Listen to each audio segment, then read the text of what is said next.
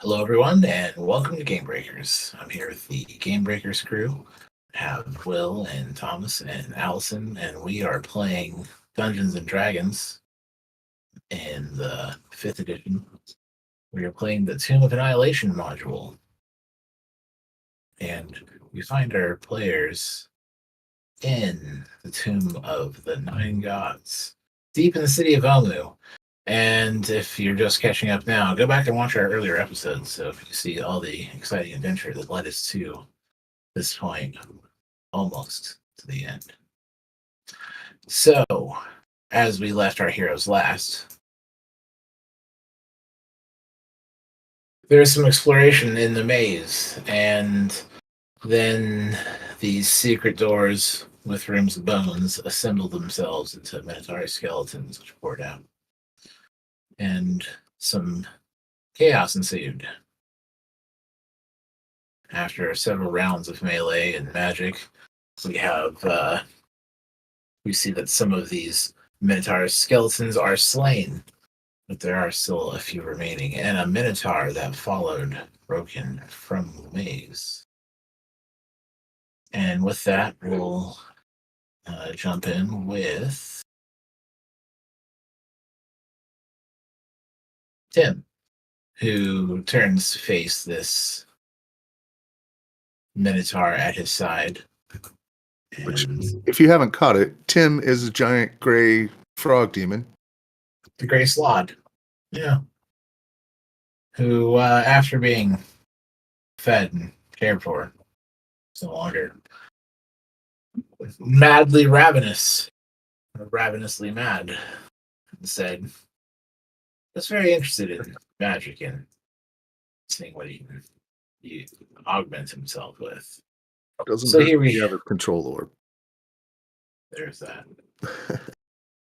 Now, jumping into this combat, Tim is going to unleash some Gray Slot Fury upon this Minotaur with a attack from the bite. And he is currently using a great sword. And in his daring strike against the Minotaur, it looks like he swings true, lands several blows. While the bite is discarded, the sword's fine impressions. And with that,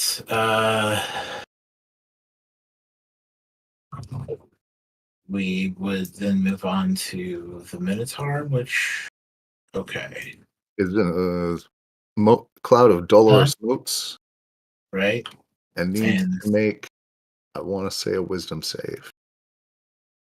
A wisdom save. Looks like a 5. Then it remains stunned until the beginning of its next turn. And that is the Minotaur. Skeleton. Same. This skeleton up here, there's 2 of them up here. More wisdom saves. Do they both have that? See if you can get natural 20s again, you bastards. Right. All right, well, as we're down to 2 of them, we'll have them individually. So we'll have this one here. Minotaur skeleton. I had to call it out. And we had this one here. Like his. And so he is still in the stunned. All right. Yep. But the other one made it. So this one.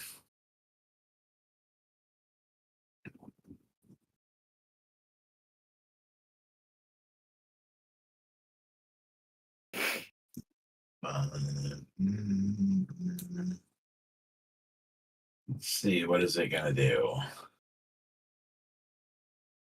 It's gonna go ahead and leap down.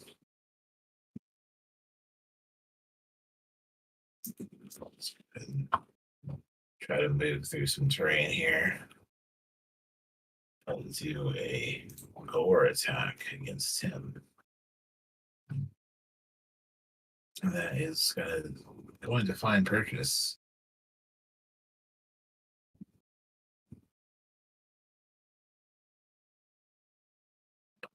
And with the gore attack here,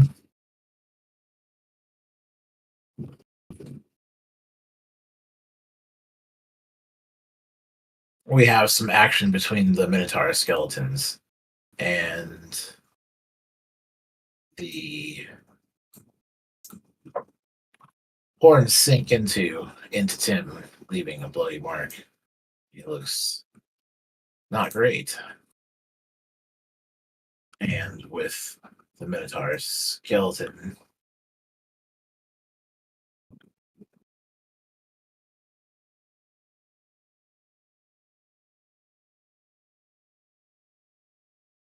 if it has 10 feet, 5. No, it did not. Okay. And now we move to Wayne. So first, the lunatic will advance down the stairs a bit.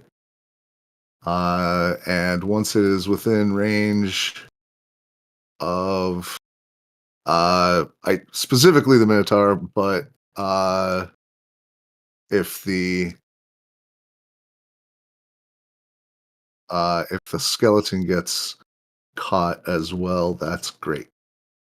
So the lunatic will cast Calm Emotions here. So creatures in a 20-foot radius. So the Minotaur and the Minotaur skeleton need to make a Charisma saving throw. The good news, the lunatic kind of sucks at those. Oh yeah, I guess both of the skeletons that are alive. So I'll have this one right here roll first. And then this one. 11, 8. I guess Tim needs one as well.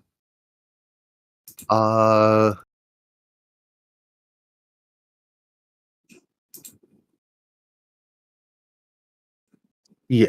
Okay. How dare you do that to Tim? I think we also have the fox.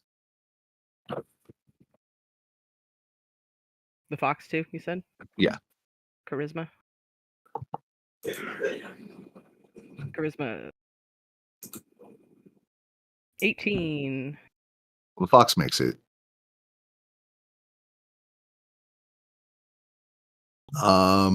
Everybody else, does a gray slot have magic resistance? This is a spell.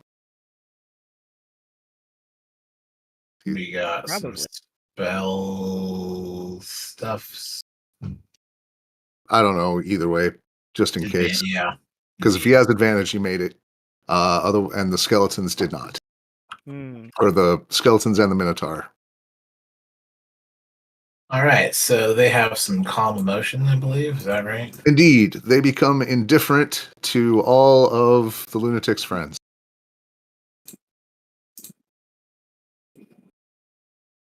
It's just not that big a deal anymore. Mm-hmm. Can someone cast a spell like that like all the time? That'd be cool. In my life. Like, this is fine. The spell. Right. Hypnotoad strikes again. And with the lunatic having opened the effect, Wayne, however,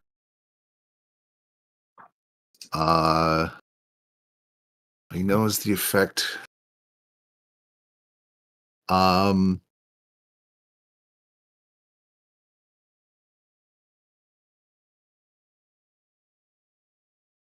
Wayne is going to ready an attack on either of the skeletons that become hostile. Okay. and call out to the group like, I think they're neutralized. So just don't hit them and they'll go away. Whew. All right, so you're gonna ready. I believe that would be as a Spend my- reaction to. Yeah, I spend my reaction and Yeah. then hold a triggered action. Yep. And the triggered is they act hostile. Yeah, if they become hostile, if the undead ones specifically become hostile again. Okay. Now, if any of them become hostile, now that I think about it, it's good a chance for the living as the dead. Right. Indeed. And that is Wayne's turn. Now let me just double check. There's no condition of any of these there. Not that I see. All right. They seem to respond to the spell. Chippy and or Alex.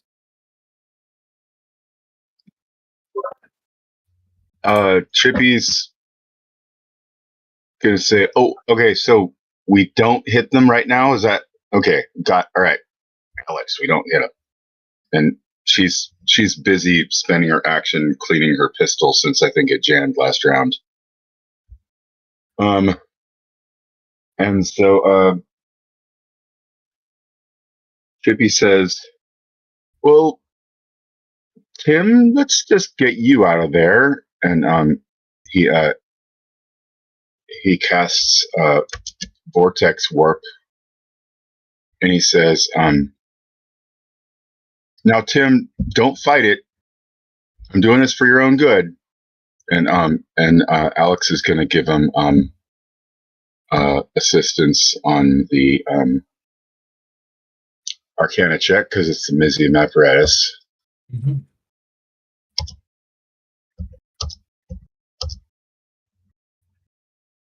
And I will put the text of the spell, but he can just teleport him somewhere.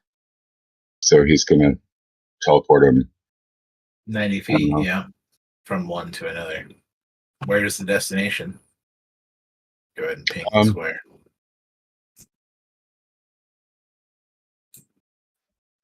Let's say to Alex's right, kind of right next to her there.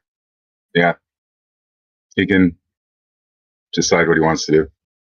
All right, so we got that, and then I don't really see any reason to move.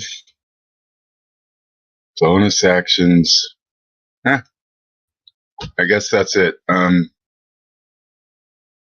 So that was Alex's bonus and her action because she did the help.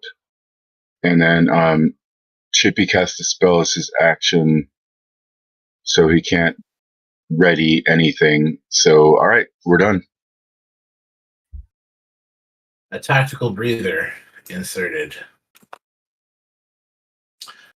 Now, you, Roken, I believe that you had just inserted a key, right? That was what you did on your last action? Yes. Yeah. And I believe that it was a blue key. Is that right?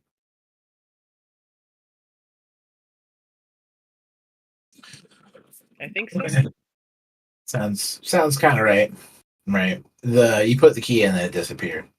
At the beginning of your turn, in your hand where the key was and disappeared from, a sigil comes into appearance, and there's some sort of mark that you have. Right, because I had grabbed the other key From the maze. Yeah. Mm-hmm. You did try the invisible key. That didn't work here, and you put it away. And then then you went into the maze and you found a blue key and you put it in. Yeah. Okay. And then it disappeared. So on your next turn, in your hand, an arcane sigil appears over your palm. Hmm. Okay. Do I recognize this sigil? I'll let you make an Arcana check for that.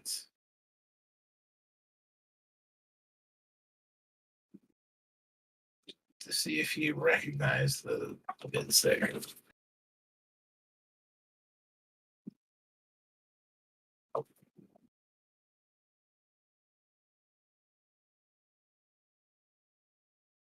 Oh, I re-roll one. Half, Hooray. right? 18. Much Okay, better than 1. it is. So it is a sigil that contains several components. And part of it is like a signature, like of the caster, Okay. not just them leaving their mark, but rather like if someone puts a stamp on a thing, this is like a stamp. So that's Okay. part of the sigil.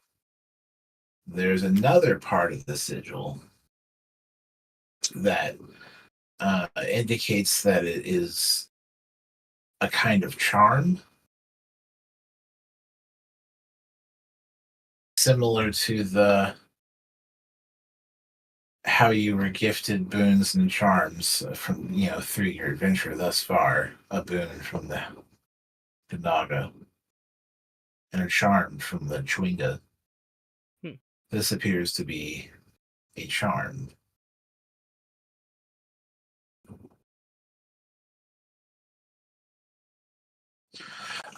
So you have some information about it, but there is more to try to glean from it. But without roll, you don't get all the details. But some sort of charm. Okay. There's no. I don't think that there's like I don't know that there's some time activation that I'm gonna miss out on if I fight. I guess that's my question. Oh, as far as the charm, as you don't have any more ideas about this charm. Whose maker's mark it is or the effects of the charm, but it does seem to be something there. And you did hear the call out from your friends about these calm Oh, emotions, that's true. So yeah, right? I So will. I guess you I'll have a take the moment. roll to yeah, consider it. So you want me to roll arcane again, or So I'll let you do it as an action as you try to study it. okay? This first one was kind of a what do I know of Arcana and could recognize. I got a 19 on. So I am looking for a 20, and you don't necessarily glean anything further Okay. about this piece here. But you have noticed that the sarcophagus is a different color as you're looking in front of it than when you tried the key just on your last turn. Last turn it was black. Now it is blue. It's the same blue that your key was.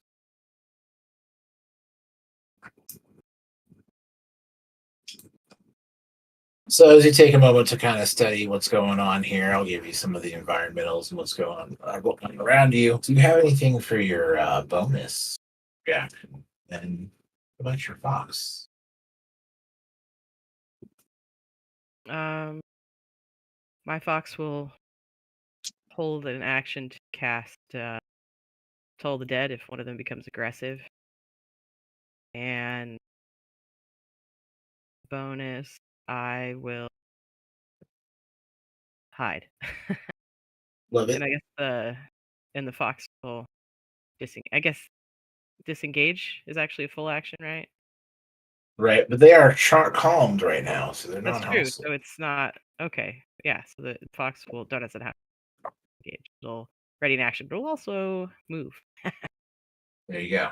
There we go.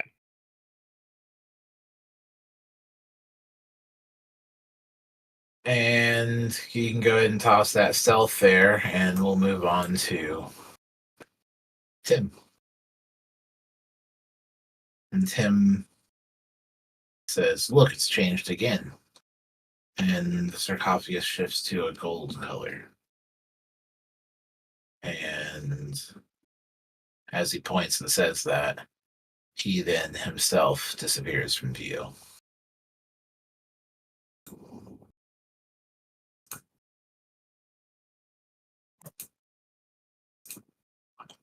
As there is a spell that he casts on his action.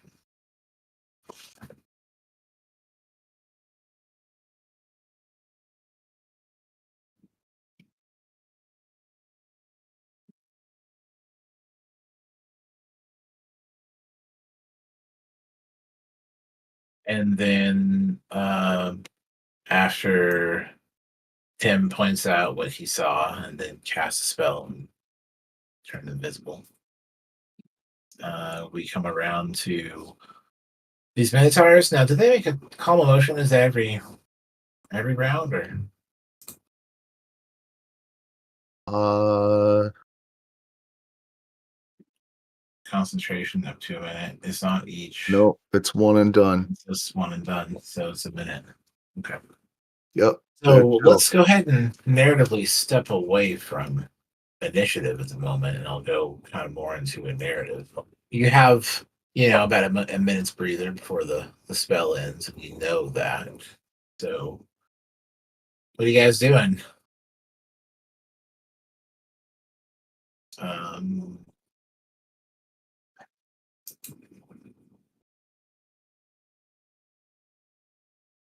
Point to the Minotaur and say, how would you like to get out of this dungeon with us? Hope that it speaks common.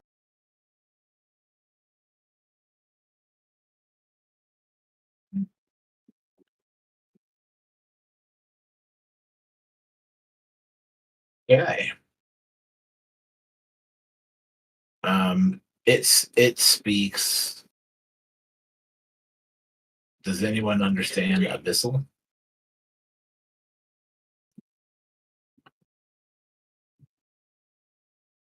Right. I could cast a spell, either tongues or comprehend languages. I'm pretty sure that the one I cast before has already expired. It's been a while. And the skeletons just clatter their jaws and do some kind of slightly unnerving chattering of teeth.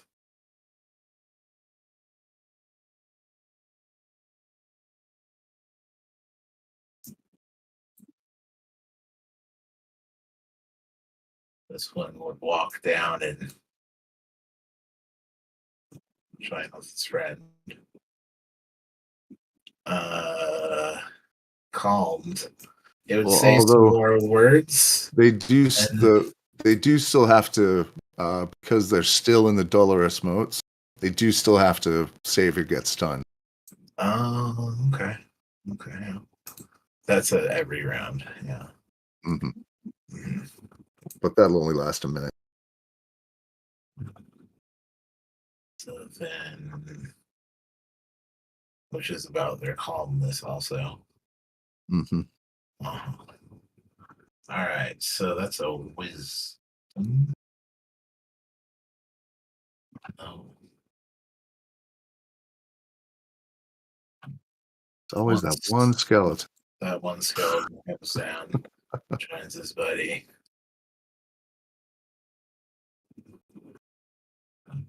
And so as these rounds tick by, any other actions, Rogue, and do you have something there?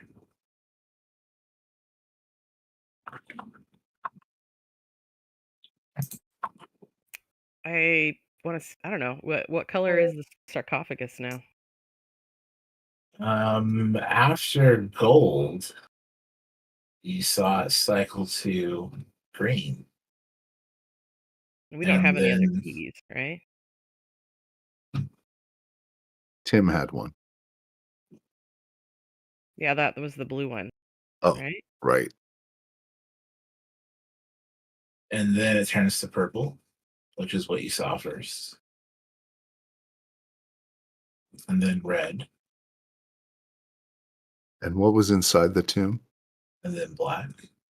I don't think I opened it, did I? I thought I just got the sigil. Right. You have a sigil of some kind. You got the key in. One key. Blue key. Right. You put the blue key in and it disappeared. You got a sigil. Can we open it? What color is the sigil? Was it red? The sigil is a black, and it looks like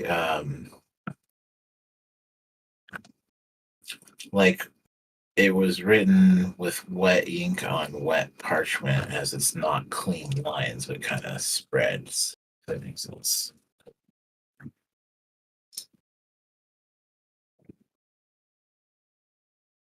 I guess I'll wait till it turns black and like slap it on there, see if anything happens.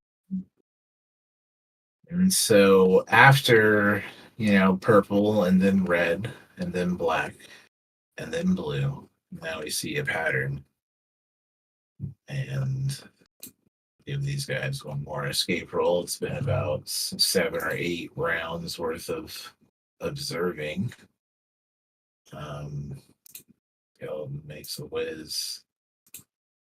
And remember there.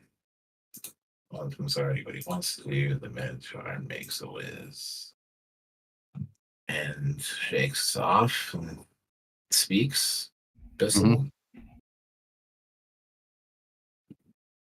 I'll try Celestial back at him.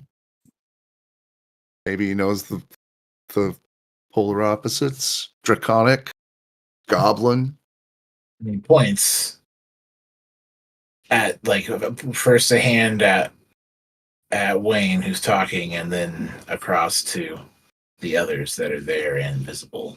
Just like the two of you, I guess. And speaks in something, and his hand reaches out and touches the mural on the wall and disappears. Oh.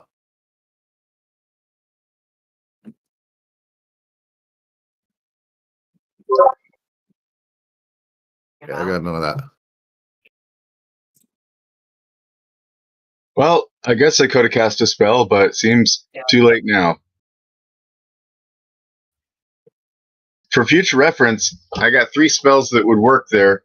I'm thinking that the only one that would go that I could give to somebody else would be Tongues. And since I've used all my 3rd and 4th level spell slots, it would have to be a 5th level slot. But I mean, it could be worth it in some cases. I think we did fine. But borrowed knowledge would give me that ability for a much lower spell slot. So there, you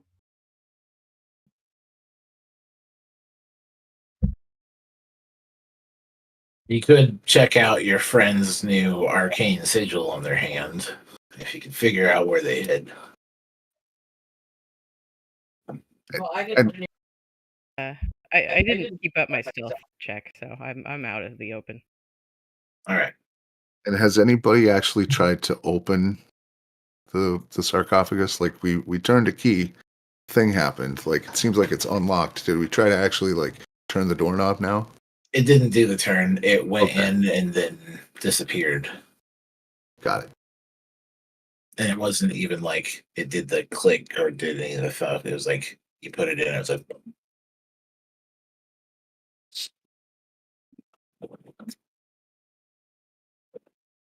So I guess the two of you could probably take advantage on your Arcana rolls to try to talk to each other and check it out, since you both have companions. Yeah. sounds like fun. All right, give it a crack.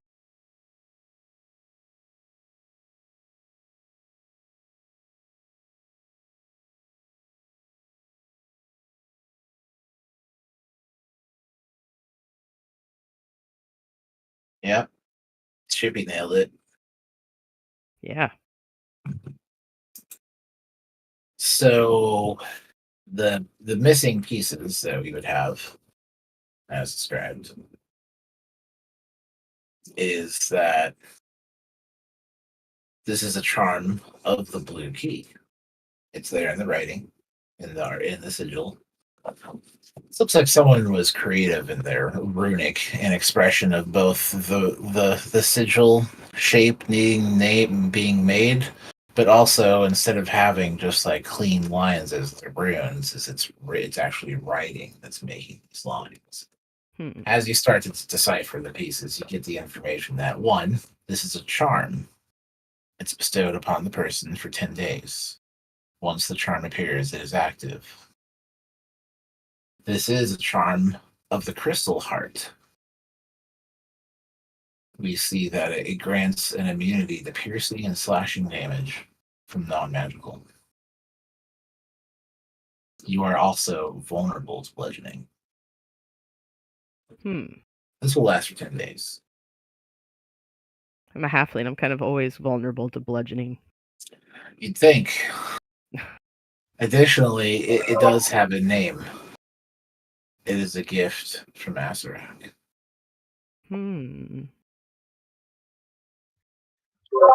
Huh. Motherfucker. So I'm charmed? A charm. Kind of like the Chewingos gave before. How they gave us ability. Charm. But super big bad evil guy charm. Yeah. Is there any fine print?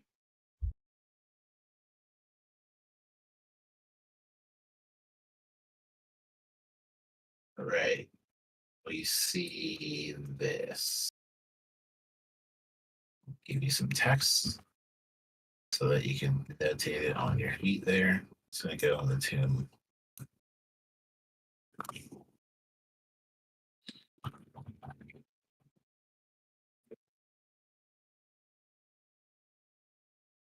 Maybe. And Wayne is going to change his ready to action trigger to when he gets to 59 in his second count. By the time this piece of information is teased out, you are low on time. It's close, an action or two before this emotion wears off and whatever remaining of these skeletons is there. Now, there's nothing stopping you guys from, say, like, doing a countdown and all trying to jump them at the same time. But, a new initiative.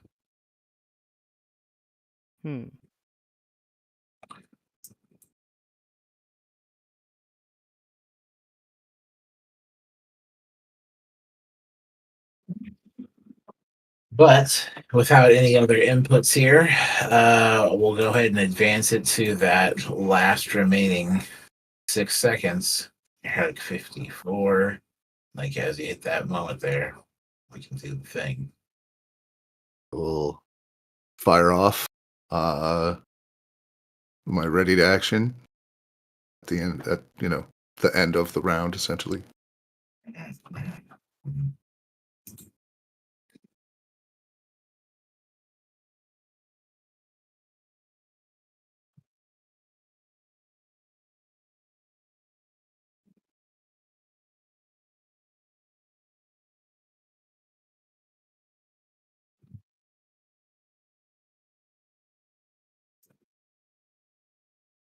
Two 19s for a sharpshooter shot. It's going to do it. Let's go ahead and ping which one you're hitting there. I mean, this is the more injured one. Yeah, we'll start with this one on the first shot.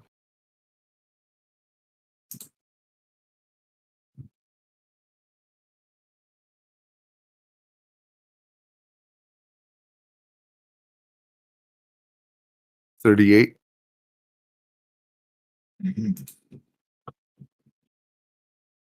And that is enough to smash those bones into a disconnected pile. And then 31 for the shot on the second. Which was also a hit. And 31 damage. 19 was. Yeah. Yep, both of those attacks hit 19s. And the 31 damage sinks one of those arrows into its skull chipping off pieces. It looks fairly disrupted, but still in place. That was your held action there. I think we had the fox had a held action too for a Toll the Dead. Yep. Is that right? Let's go ahead. Combo.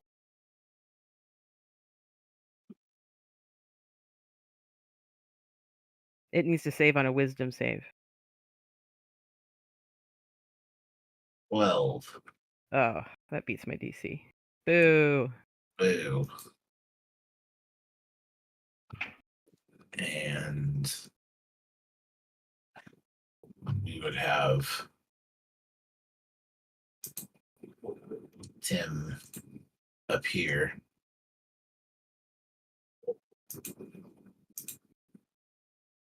And make his attacks with the first attack with advantage there, the bite. And tears into the beast.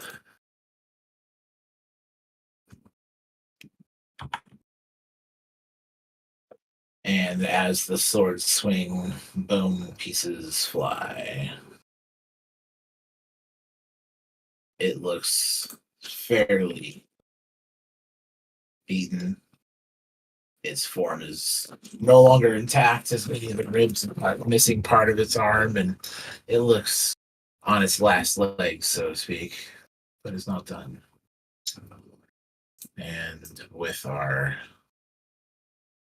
series of held actions, we have our initiative in the new order with Roken and 21. Roken and the Fox. What we got? All right.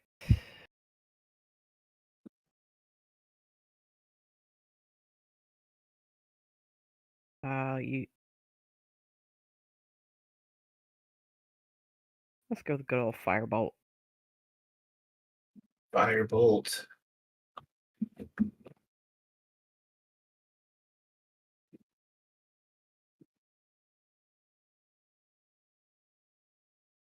Crit. 20, baby.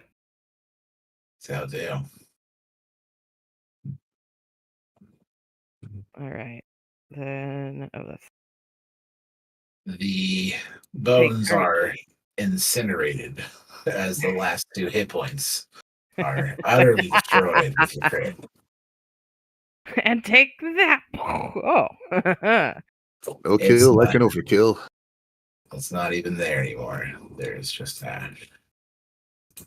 And as it crumbles to those pieces and bone fragments scatter, there is a silence that takes over the room as the echoes clear. And there is nothing more than a steady tick-tock coming from this secret door you'd spotted earlier. You hadn't opened that pocket door yet because of these other ones, which are now all open. It's where all these Minotaurs came pouring out of. Minotaur skills. There's a tick-tock. And of course, Tim steps forward and is like, well, did the blue key do it? And he shoves on It did something. on the sarcophagus and it doesn't move. Tries to lift it, tries to slide it, tries various things and kicks it. Well, we could try other color keys to see if we get something different. Well, the keys came from the maze, so someone should go. And I want to sit this next maze run out because I need a breather or some healing, something. That's fair. I mean, is this maze thing worth it? Should we assume that it's going to be this? I found a key. What did you find, Roken? A Minotaur, mostly. Ah, yeah. Well, I suppose that's where to find a key or a Minotaur. Yeah. We should have seen it. We should have tried to insert the Minotaur into the keyhole. That's what we missed.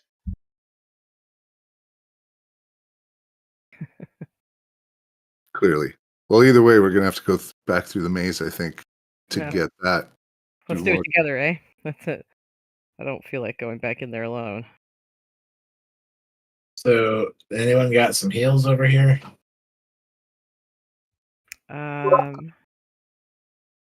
Oh, cries out, Tim. No. Maybe you just gotta Uh, sit for a breather, I guess. How bad are you, Tim?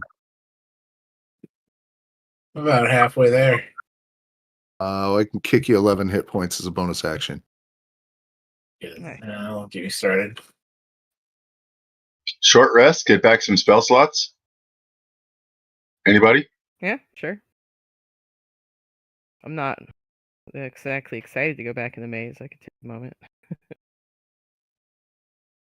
Yeah, I'll take a breather, and I'll Yeah. take those 11 if you got it. If we're taking a breather, unless anybody else is in bad shape. I don't think so. Okay. In that Chippy's case, max, Yeah, but I'm he's fine. not terrible. have another 16, Tim. 16 and 11. Gotcha.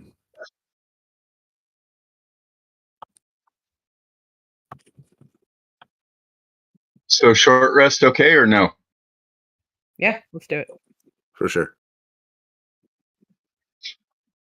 Yeah, comes over the edge. Hey, we should pull it in. We're gonna stop for a meal. Rest up. And with his yells, you have Azaka and eventually Kejma, who squeezes her way down, complaining the whole way. All right, well, yeah, let's eat. Sounds good. So I'm sorry. I've actually never done the hit dice thing at short rests. It just somehow didn't learn that. How does that mechanic work? Oh, how does a short rest work? Yeah, for how many hit dice you get back or whatever. When you spend a hit die, you spend one or more of Oh. your available hit die. Getting a bunch of echo, by the way, Will. Someone hit the.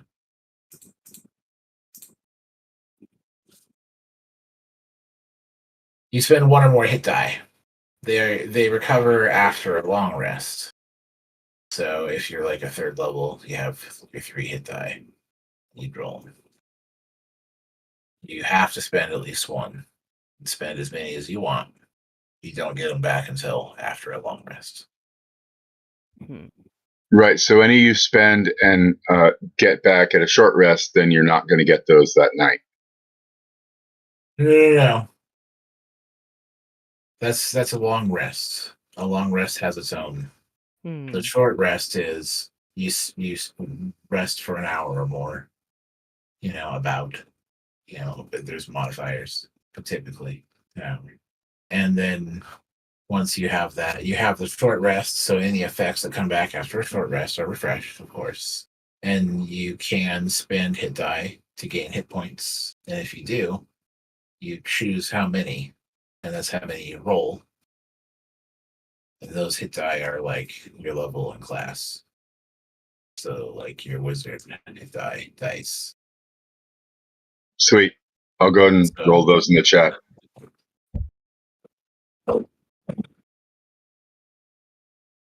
So if you spent all of your short rest hit die now, if there was a second short rest today, you wouldn't have any hit die left to try to recover.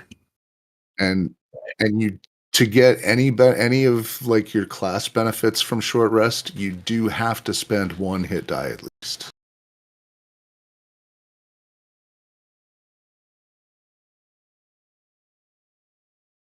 So that's your taking a rest.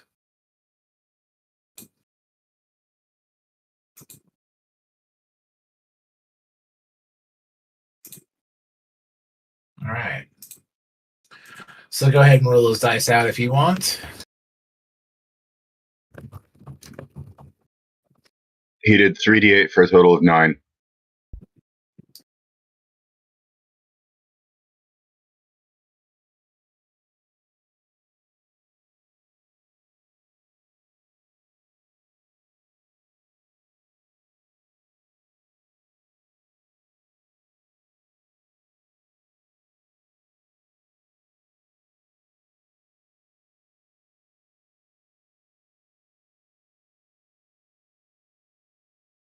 So 3 of them are spended. And there you go. We take a look at Tim.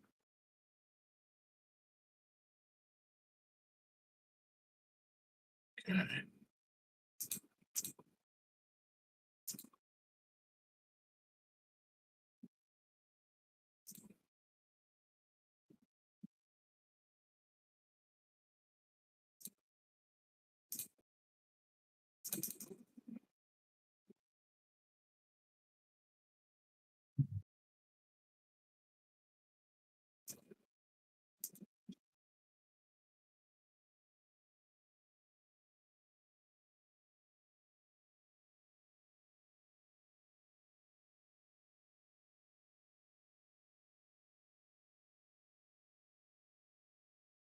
We go through our details of our rest.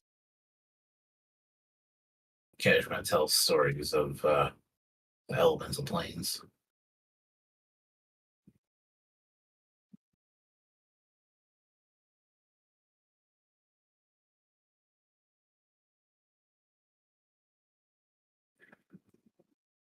Tim talks about how excited he is to have this new medical staff. Can we eat Minotaur? It has a goat head. Can you eat it? Like cook it? Oh, the Minotaur left. So you have Minotaur skeletons. Oh, that's right. remains. It's the meaty one left. Sam, leery to go with anything that can talk. Mm, Why? That's fair. If it uses tools, it's questionable. I'll still eat a monkey, but that's right. An So- otter, I'd feel bad about it. It's cute, but I'd still eat it. So, even though it doesn't talk, I'm guessing Wayne's not into chewing on undead bones. No.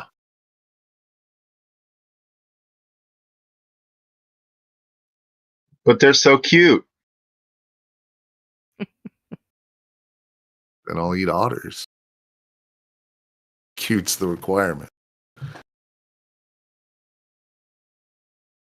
No, as a general rule, rotten meat, whether it was moving or not recently, not on the menu. Right, gotta set some standard. Yeah, likely not to give me gut rot. Or bubble guts. I mean, is it still just rot if it's more than 100 years dead? Is there another stage that's worse than rot? Oh, yeah, there's all kinds of magical diseases you can get from undead flesh. Don't do it. So, Oh yeah, speaking of which, do you want somebody to remove that thing from your mitt there, Roken, or do you like it? Do you want to try it out? oh, Um, and the piece I also neglected to mention is that with the Arcana check, this sigil could be removed with like a lesser restoration.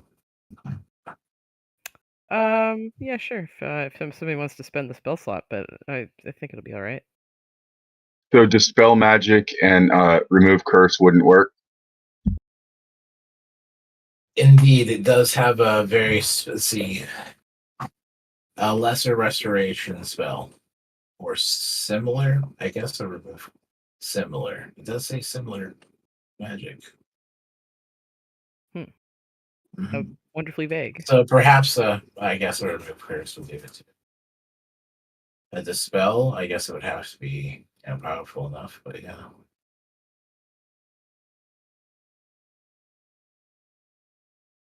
So I still have a few charges of lesser restoration. Like, I still have 2. If you're worried about it, it was I could be bludgeoned better, or what was the other bit?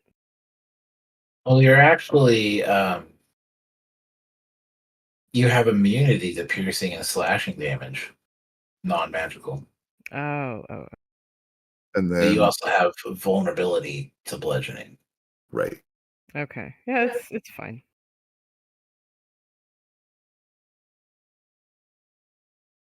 I can live with this.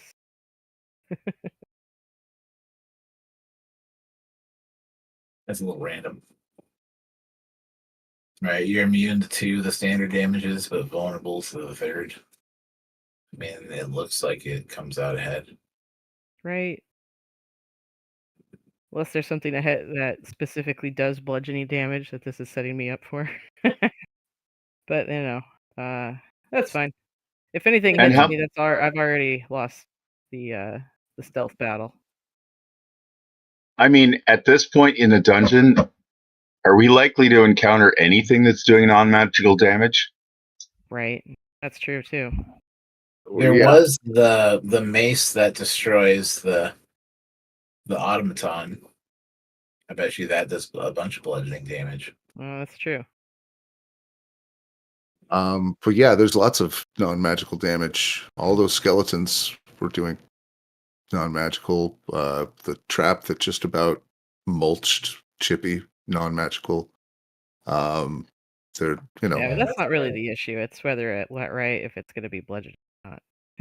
yeah, that is the flip side of the coin.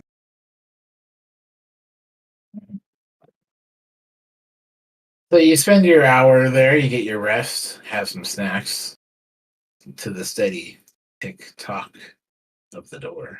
Can do I have any guess on what level spell that sigil is? Because it does dispel magic. It just increases the DC, so there's still a chance. I mean, if I rolled a nat 20, used a 5th level slot, maybe. I would say that your arcana check earlier, would be enough to assess that. I would say a 5th level would do it. 5th level is a pretty high level spot. I have an expendable lesser restoration. There's no reason to burn slot. Do you want to do it now, Roken? We can, unless you want to be immune for a while and take your chances. Yeah, I'm all about taking chances. Okay. And after the time rests, you all feel recovered, and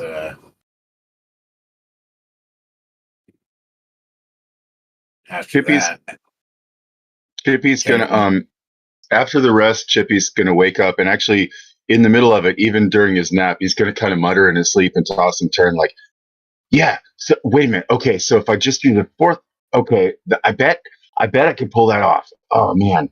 Dispelling magic. Oh, maybe we'll encounter something higher level that I can try and dispel later. Yes. Okay. Anyway, you tune him out like usual. And after the break, your 2 companions, Kejma and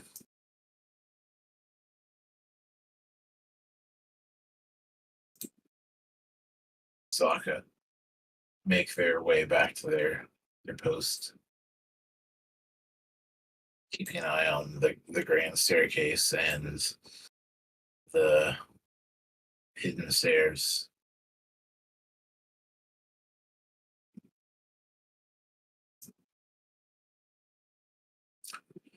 And now what? What do? So I guess we should pick some folks to go into the maze. there's still like more bones and things in those rooms, right? Do we want to check the ticking door before we mess with the Oh, maze? that's a good idea too. If Yeah, you want look. to back me up, I'll go stealth in there. All right.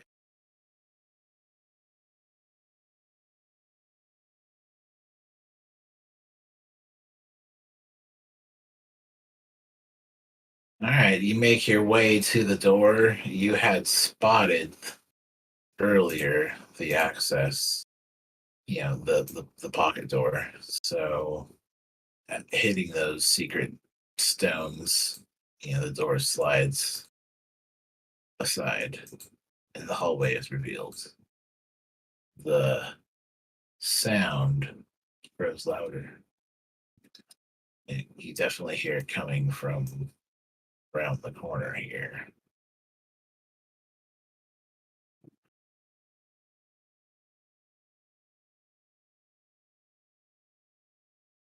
Clear for traps, then I'll check the corner.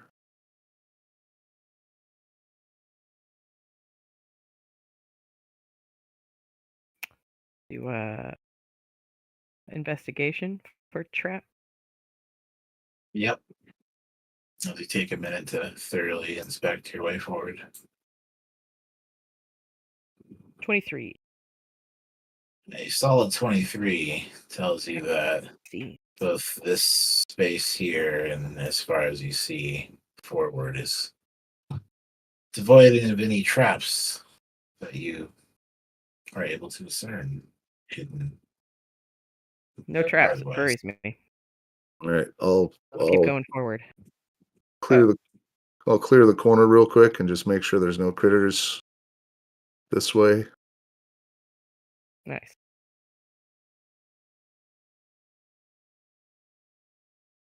You gonna make a stealth check, or are you just gonna Yeah, I'll go face ahead. tank it? Yeah, we'll go ahead and stealth. Stealth.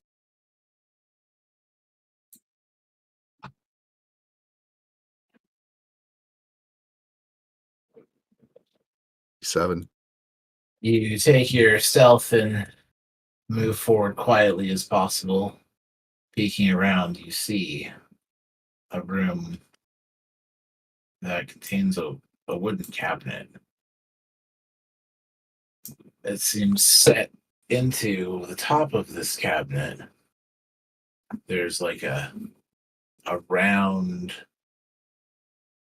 like plate or facing that has in common numbers written on it. Like a dial. And it had two metal spokes, one of them moving.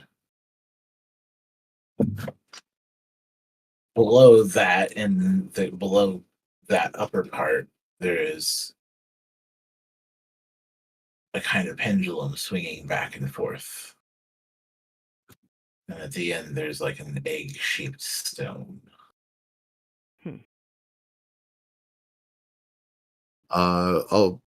Wayne will just flatten against the wall and like give Roken the nod to go forward.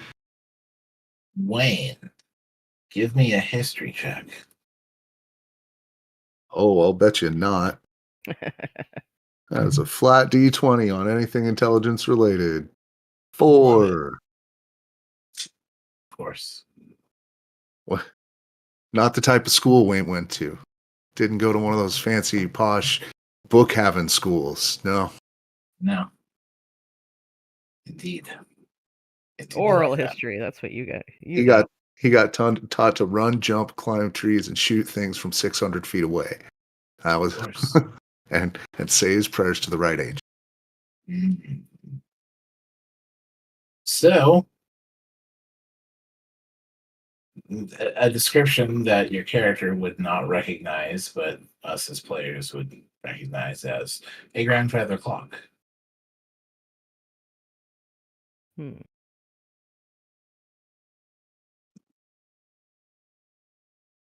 Weird. Like, Well, as long as it seems non-hostile, I don't shoot it. Pokes his head in there. It does seem to have some transmutation magic. Hmm.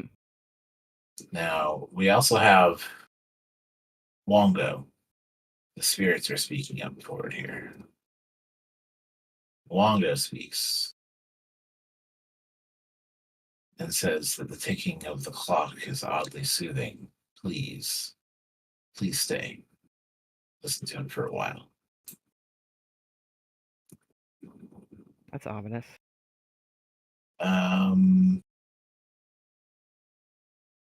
That's the one in me, right? Wongo? No, that's the lunatics. Oh, right. So it makes perfect sense. It's just like, yes, a rhythmic thing. Let me just zone out to it.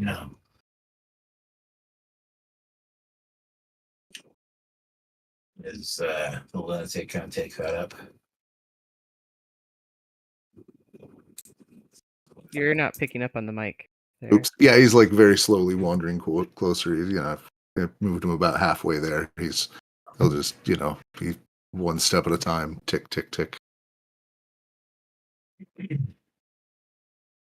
And it does seem to be like there are those pieces that move on the dial. Hmm.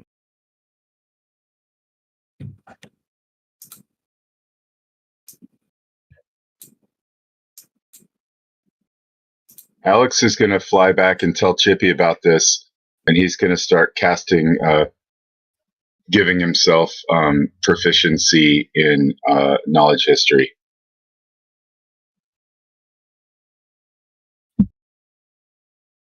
Huh. So Chippy's going to go check it out. Looks like Yeah, after the spell. Okay. And the spell comes into effect, and that's going to give you a history check. Is that right?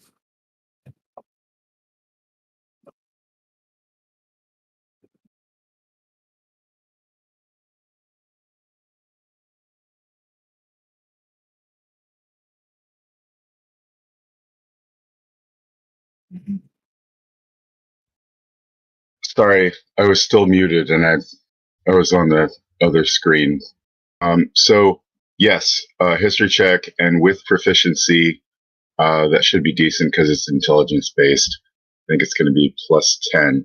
But first, it's museum apparatus, so I'm going to do the casty thing just to make sure if it works or not. And Alex will give him advantage on the Arcana check to cast it. All right.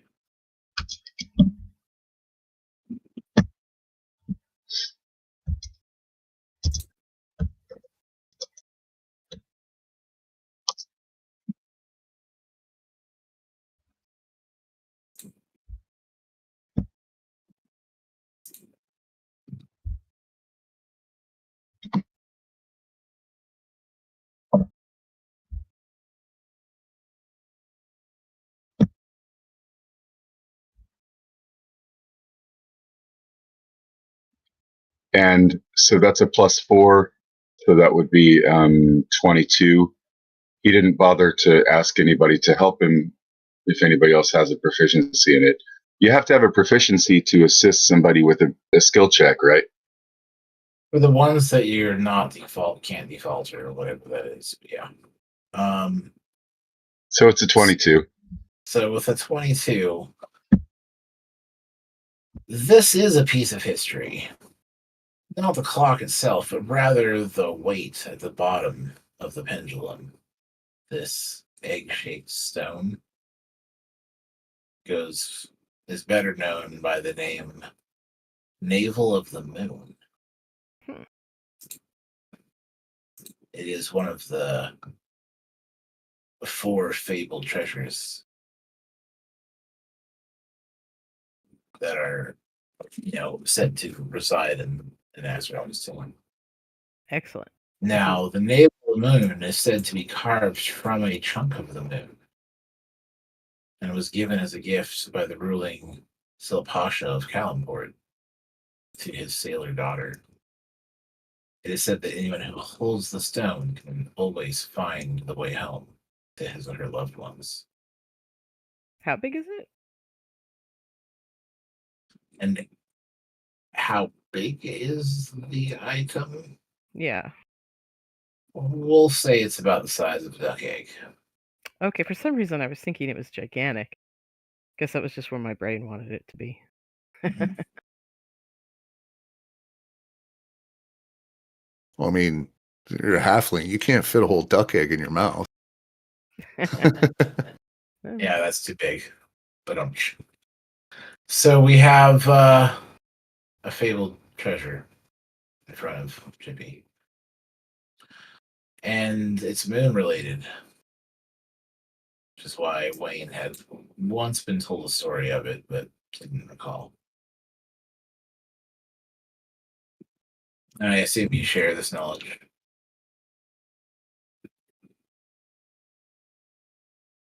Chunk of the moon, huh? Yes, and then he backs away because he feels like this is bait for a trap. A gem on So the end of a string? Why? How could that be? once it was mentioned, the chunk of the moon, now Wayne remembers, oh, right, it's one of the actual pieces of the moon that's here, Hmm. as far as the story goes. And then anyone can make a memory or intelligence check. Yeah. Okay.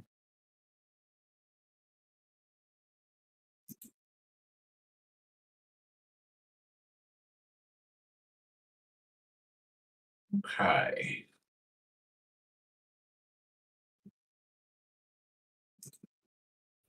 With your pieces there.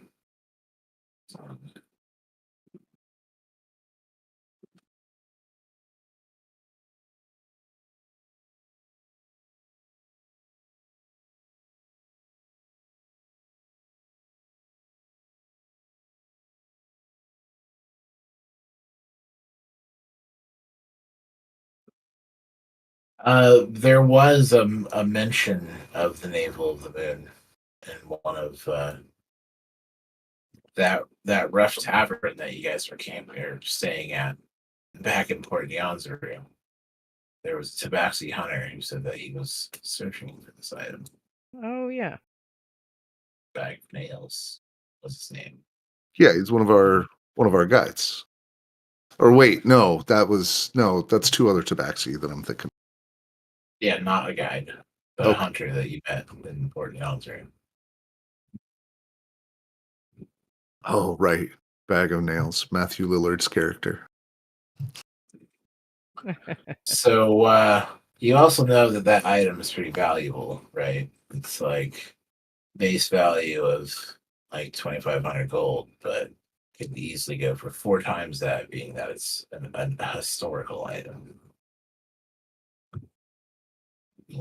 At the right auction, it would be worth like 10 grand. Let's get it. Do you want to check and see if there's traps? Yes, please.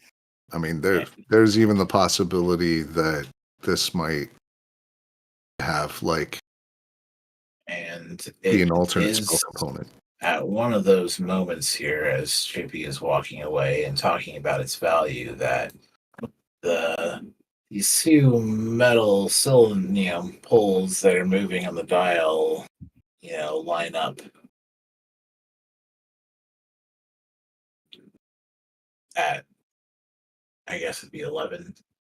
It's just before noon, still early in the day.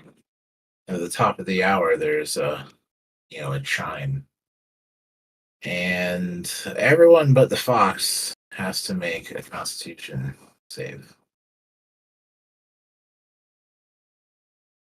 Don't love that. Is this a spell? Or magical effects, yeah. Okay.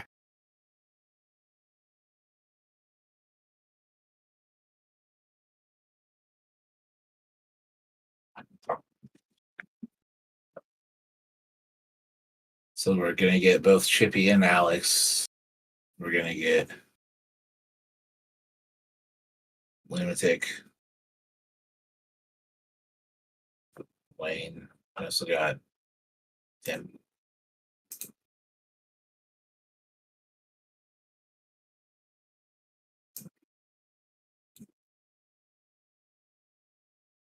Mhm.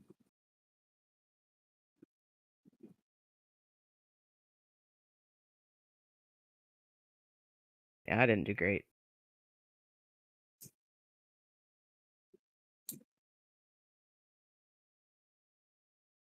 Ooh, not great, especially for the lunatic. Yeah, we're looking for Oh, 17. wait. 17 is our DC. Well, Wayne at least got it. The lunatic did poorly. Okay. So for those of you who've passed, there's no change other than the chiming, which is a difference from the ticks that you heard before.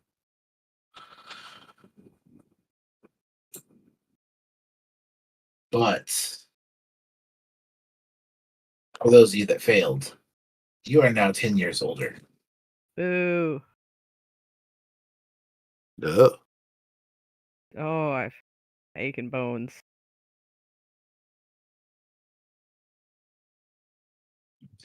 You just aged decade. Now I'm Top, 50. top of the hour. And those of you that were affected by this and heard and saw this effect here can make an Arcana check to try to understand what was that. Everyone hated that. Everyone hated that. You said an Arcana check, right? Yeah.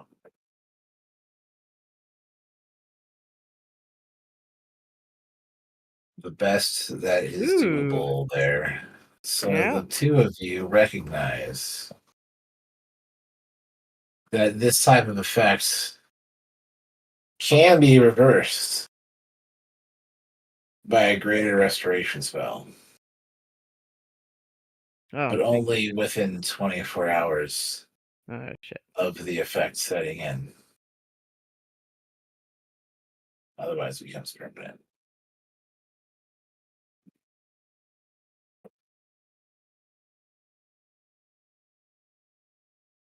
Is it because we were in this room?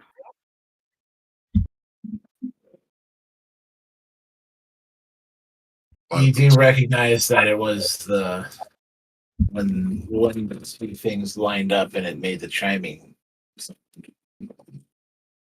11 times while the numbers lined up on 11. Oh, 10 years. I'm gonna try and take the gem. All right. Like, I'm just gonna like claw onto it, and like my whole little body is gonna be like off the floor swinging with it. It's like trying to dislodge it. Okay.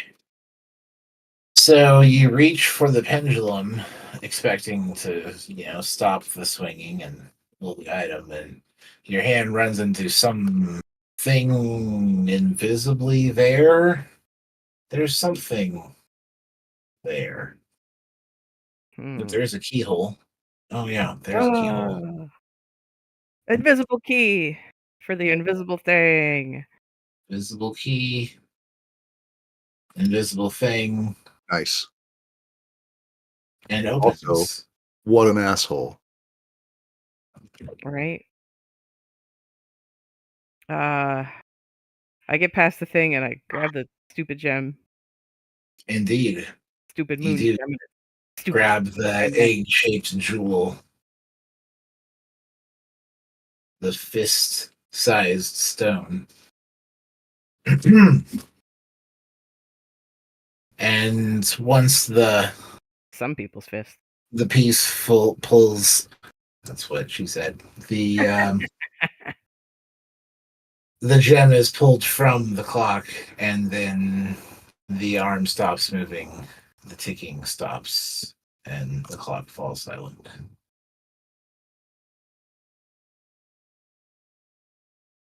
Well, that's not going to happen again.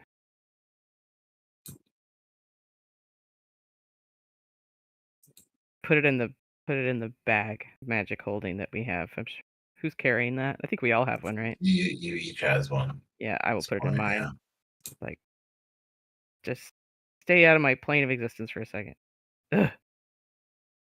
That is a magical thing as you pull the gem.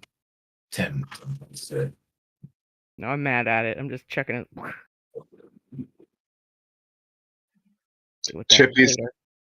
Chippy's gonna go over and show the fox and say, "Hey, what do you think? Gray hair looks pretty good on me, huh? Man, if I do it again, you think I could get white hair? I bet I'd be good with. I mean, I've never been a white rabbit before, you know? I mean, this is kind of cool." Time will give it to you the long way. Let's not shorten your life for some fur. Do I look smarter? I feel like I look smarter. Sure.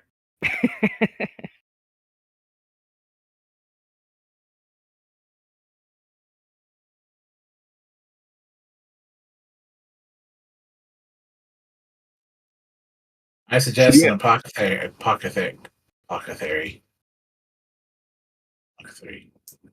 Something to do with that. Yeah, you got some new wrinkles there. I want to get a cream or some magic. Yeah, Wayne, you're into the moon, right? Is this rock like special to you? I mean, it's not like calling to me or anything. It's made of the moon. That's a big deal. But, Once the name was said, you remembered. Oh yeah, that's right. right. I heard that story. I mean, I could check it out, see if there's any property special property for a moon follower or something, but right, I'm just happy enough that it get taken out of here. Yeah.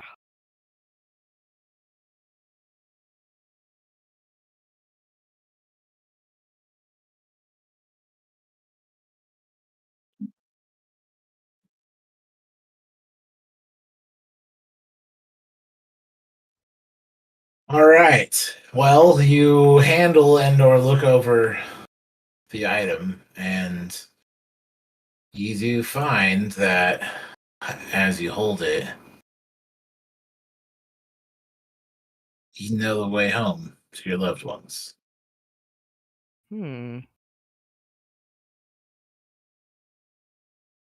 Whoa.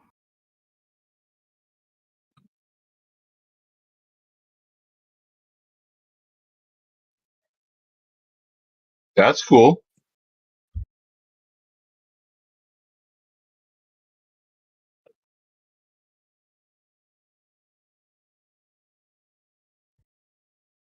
By this you mean the clock with the gem not on it, right? Or just the gem? Just the gem. That's the story of the navel of the moon. The name of this gem. What about the rest of the clock? Does somebody want to check that out? Should I like? Yeah, if you want, you can appraise it. Right? I was thinking something more like the magical side of it. Oh. Do I have any sense about any magical properties or you know what? Alex is going to cast detect magic on the rest of the clock. Well, no, of course it's magic. Duh. Tim already pointed it out. He's like, that's the magic thing when you removed it from the clock. It's not there with. So the clock's not magic anymore? Oh. Boring. Is it made out of adamantine? Could strip it for parts. How about the rest of the room? See any hidden doors or anything, Roken? Well, when I did my investigation around, I didn't find anything.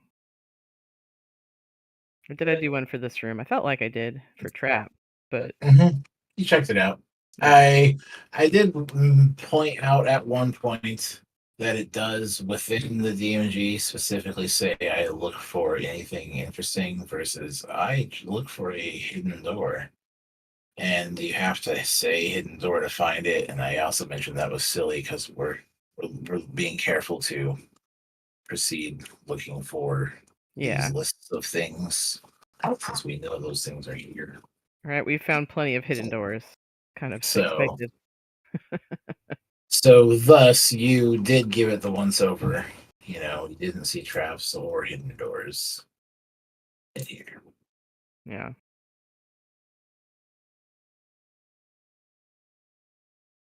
But there are those lovely bronze chimes.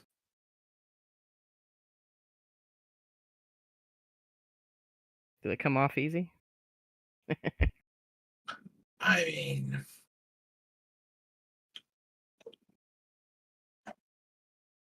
are we pulling apart the furniture to take with us? Is that where it's at? So No one's Tim, stopping you here. so Tim, those chimes are not magical, right? The chimes are not what. Like if we were to ring the chimes, would that make us age 10 years again? Or No. do you get a? When she pulled the gem out, the clock lost its magical aura of transmutation. Right. Terrible battery.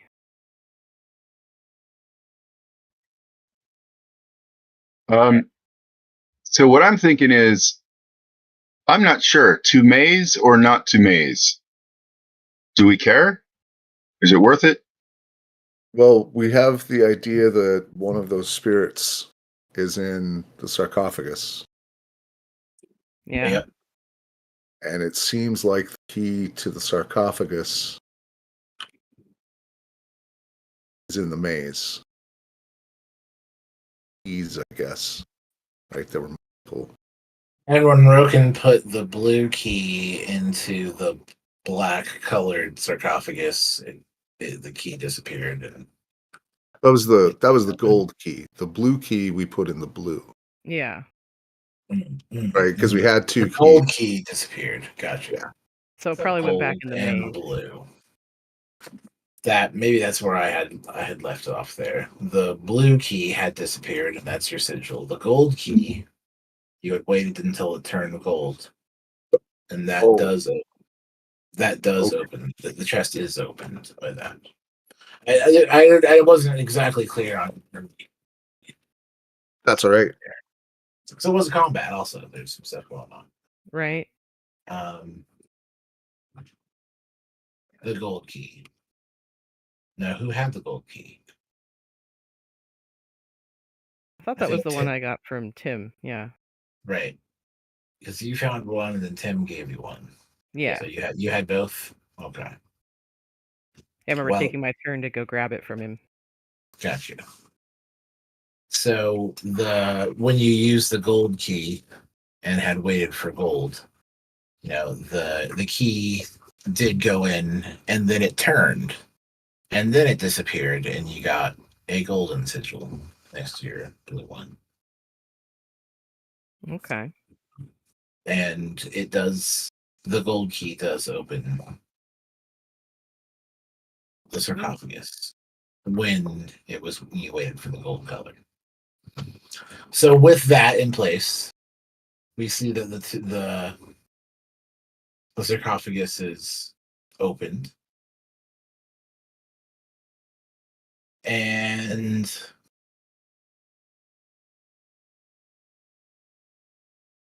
the lid had disappeared entirely, and you could see the contents inside.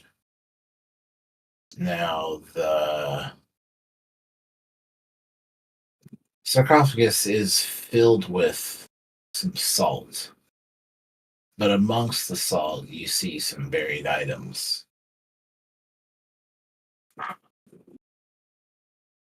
And as you pull through it, you find there seems to be a series of bracelets Looks like some ornate jewelry. Yeah, valuable. And as you are brushing away the sand, there is a catch of a color of a fabric. Hmm. So who do we have that's going through the things here? It was Roken that had opened it. Yes. Right after we, I guess it would be me. Are you the last one that doesn't have? We should No, have somebody. I have one. Yeah, I mean, because I got mine by just like accidentally brushing against something. So we like whoever doesn't have one should probably be the person that roots around. Does anybody not? Does the fox have one? Azaka, I think the fox has one, doesn't Azaka has one. he? Okay. She was into it. They jived. If the fox is a good choice, Alex, Chippy, I think are both possessed or inhabited.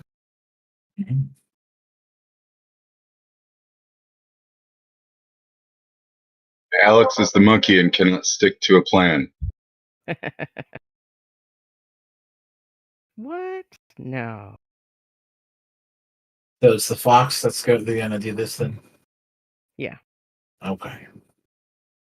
And as we go through the salts, there is a catch of a colored fabric that the fox noses upward and lifts out. And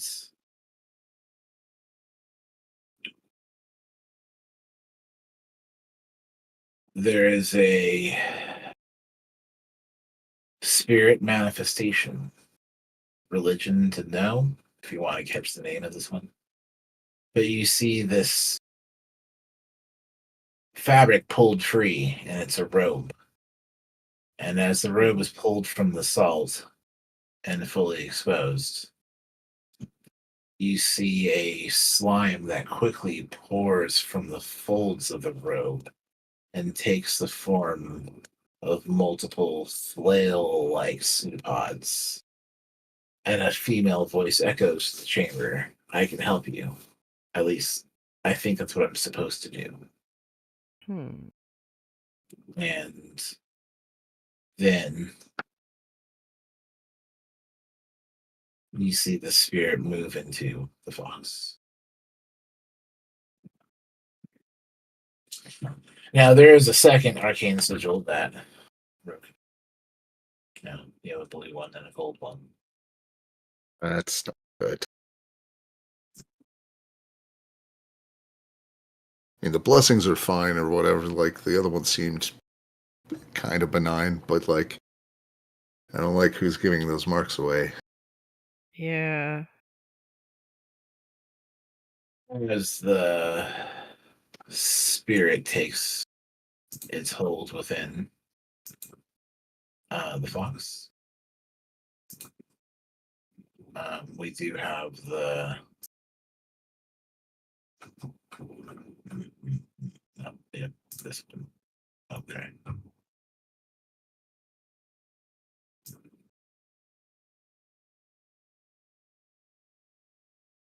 I will go ahead and drop this text here in our tune for the fox. There is a name that did not fully copy paste there. Love it. It's Unk. If we look upward and look at those pictures, I believe that is the flail snail. Classic. Classic. And which, have the scintillating color shell, which you see on these scintillating colors robe.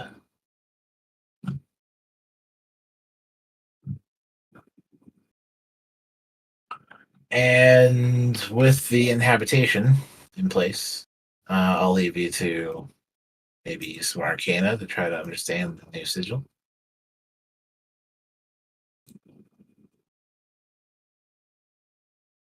And of course, the voice speaks into, the fox's mind. This self-absorbed and decisive female voice. I'm incapable of making decisions. But Constitution becomes 23. The fox. Nice. And It's the strongest and toughest this little guy's ever been. Supernaturally so. Right? All of a sudden, I'm way less worried about the fox in combat. That's Right? a lot of fresh hit points it just got. Chippy's gonna help Roken with that Arcana check on the sigil. So if you want to try again in case you get a better roll on your advantage, but I think you got a pretty good roll, right? Yeah. Is that your 20 there? Yeah. All right. So Yeah, nat 20. I guess you don't need it. Oh, that was 18 minutes ago. Oh, what am I rolling for? I'm Get a new sorry. one. So, to recognize your new sigil, Oh, your gold yeah. sigil, right? Arcana. We're looking for an Arcana. So I'll Looking take for it with DC advantage. Thank you. Ooh, a 21. 21. So this one also is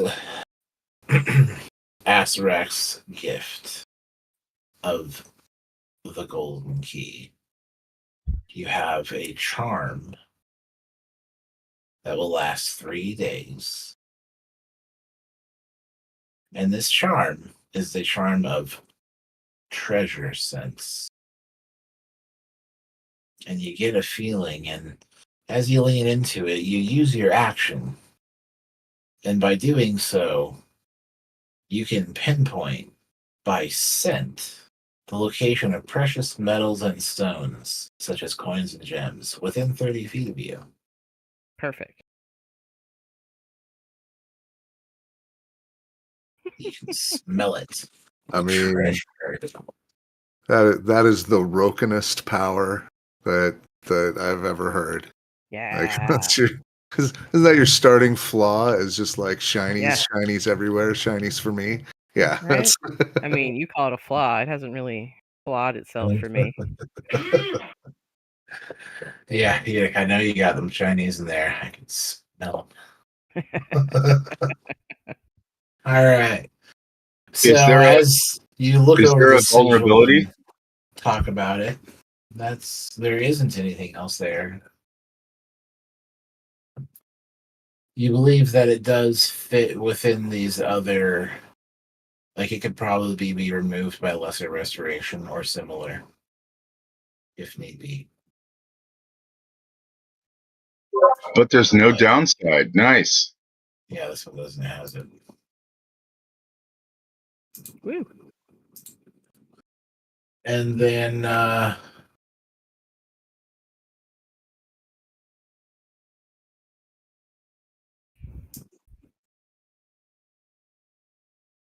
with the discovery of what this charm is, Tim speaks up and is like, well, there are a number of colors that this sarcophagus cycles through, right?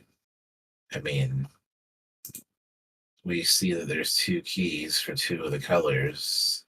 1, 2, 3, 4, 5, 6 colors. 7. Yeah, 7 keys. I bet you there's more in the maze.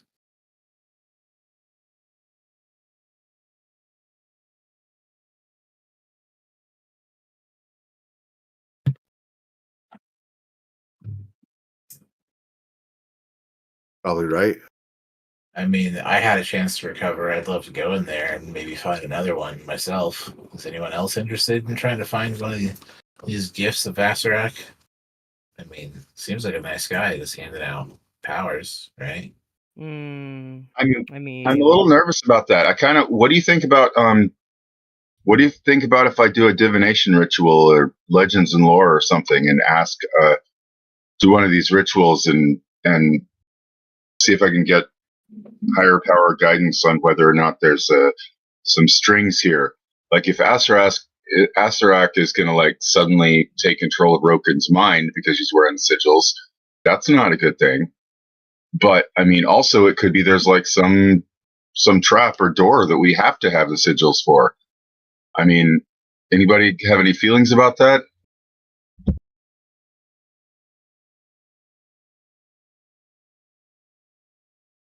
I mean, we're all I kind of mean, possessed by gods right now. I don't know. Like, it seems equally a problem for anybody. Well, Acerak being not a god, but the lich who kicked the whole series of events that led us here, I also am leery. I don't feel comfortable getting one. I don't feel bad having them in party. Does that make sense? I don't think I want this blessing.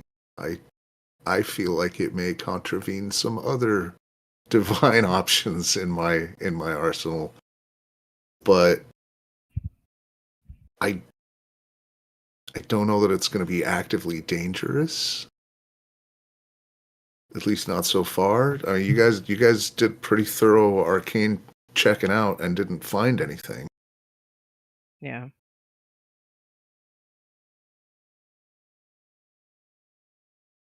we have two examples. One of them was a gift with also kind of a boon and a bane.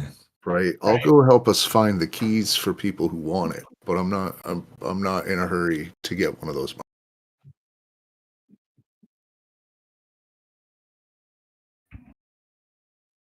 Yeah, I agree. I think that's how I feel about it too. I'm not decided. I don't think I want one, but I'm happy to help others if they want to. So it's just a voluntary thing, I guess, right? Right. I'm down to stack them all on Roken. Bring it. Make one super badass halfling rogue.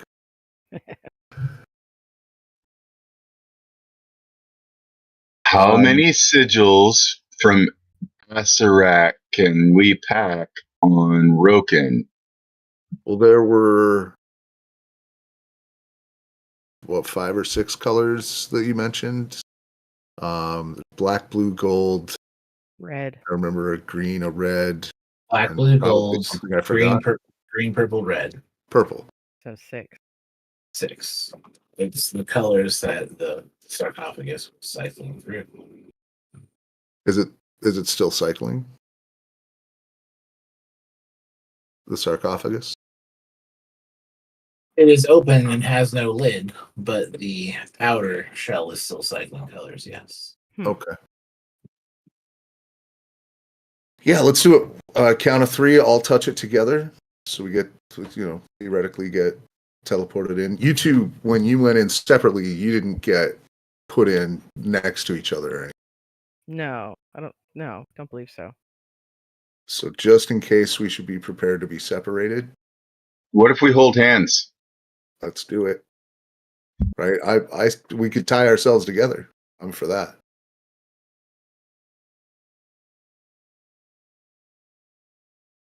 All right. Who's got the rope? I've got rope. That's Tim. We all crowd into Wayne's portable hole and No. Nope. There's every chance that's an interdimensional space. We don't want those streams to cross. But also, you are each carrying a bag of holding. Right. Yeah, that was what I was just thinking. What bag of holding Shouldn't go into the portable hole. Right. But a portable hole, as long as it's not active, can go into a bag of holding. But you already took your bag of holding in there and got it out safe, so I think that's fine. But if we want to do the trick where you all jump in my bag, we've done that before. I'll take your rope, says Tim. Okay. Yeah, at the very least, I say we tie ourselves together. 3, 2, 1, tap in. All right, tied. And then he puts a hand on Chippy's shoulder. And then we count down and all slide, all tied together and all touch each other and then touch the maze on 3. 1, 2, 3. Lunatic will remain outside. And as the 3 of you touch, you find that you are immediately, you vanish. And as you appear, you reappear, you find yourself in this maze. Now, you happen to be in this very narrow part of the corridor of the maze, such that you are separated from each other. Even though you are adjacent, there seems to be a wall there, and like the rope seems to be damaged by the materialization. And you are on your own. So like we're all in like there's 4 slotted hallways and we're all in individual ones in the maze. Like we're all separated, or it's not like chunked into groups. The 3 of you, I believe, right? Okay. Well, Tim Wayne. as well. Yeah.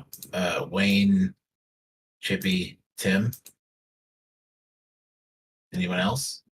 I thought it was just the 3 of you. Oh, I thought There, Roken went too. Okay, no problem.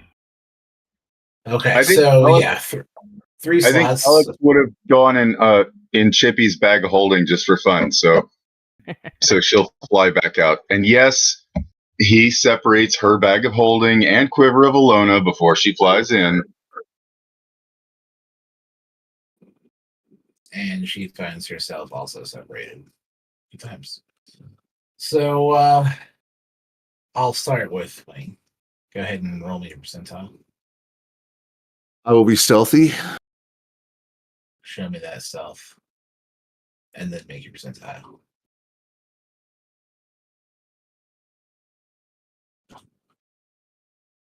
At 20. Love it. 29. And a 55 on percentile. Okay. Wayne finds a dead end to the maze, in this branch. And at the end of that branching dead end, you find the skeletal remains of a small humanoid. Hmm. Seems to be only skeletal, and there's nothing else remaining. There's no flesh or clothing or Okay. very old bones. Next, Chippy. Percentile.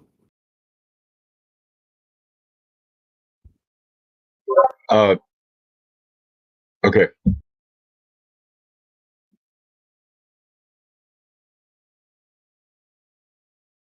So you find that there is this moving piece of this maze as like the walls will like stretch and change.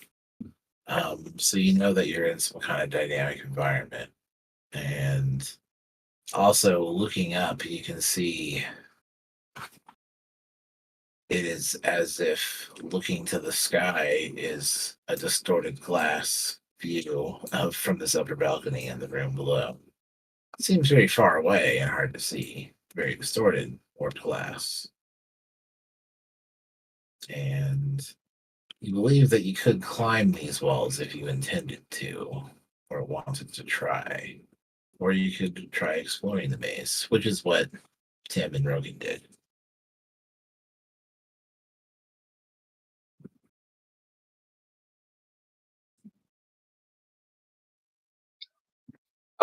So when Chippy opens his bag of holding, is Alex in there or not?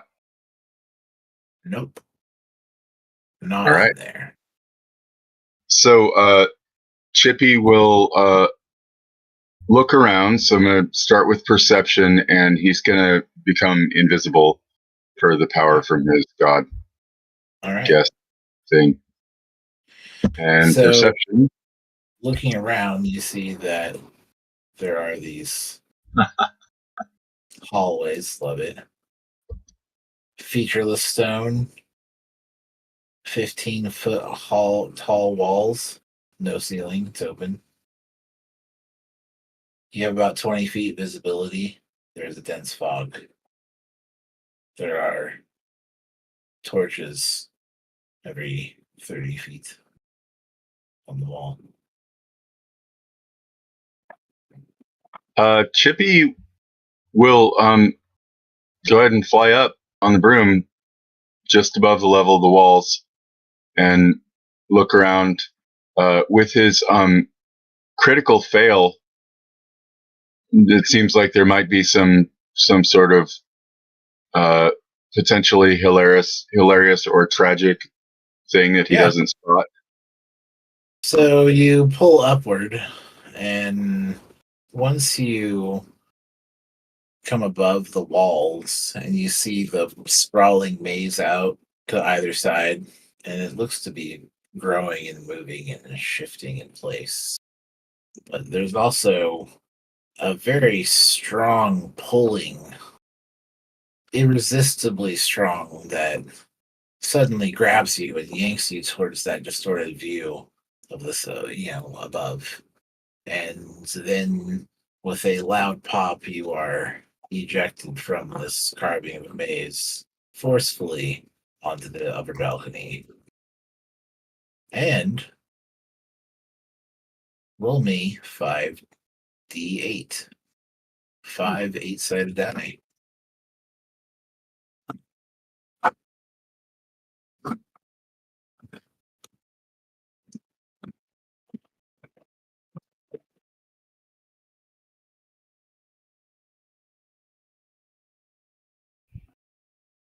And in your forceful ejection,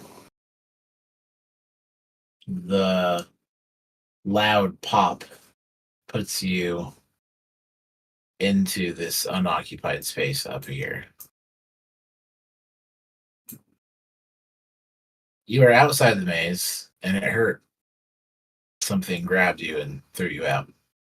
Like, went above the walls. You assume that the same would happen if you climbed the walls or went above the 15-foot ceiling space. And after Chippy, we have Tim. Tim will make his roll. Let's see what he finds. Of course, he finds the Minotaur. I don't think he was on the site. You guys don't have the psychic thing either. And dimensional planes. Yeah, anyway. And lastly, we have Alex. So going to Alex, you find yourself in this smooth stone, featureless walls. Seems to shift. Do you search? Do you escape? What do you do? I think she also would start with perception and invisible. Okay. Taking it safe. Taking a look around. Yeah, so 14. Tiny bit better. All right. So you take a look around, and you look one way and it seems like a long hallway, and then the other way you see like an intersection ahead.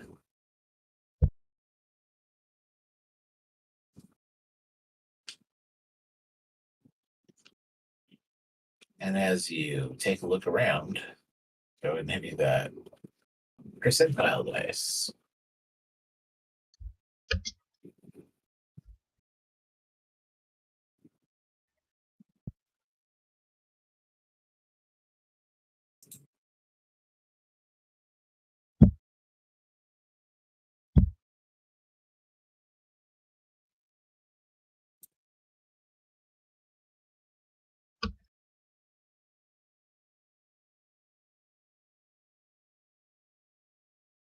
And with Chippy's percentile,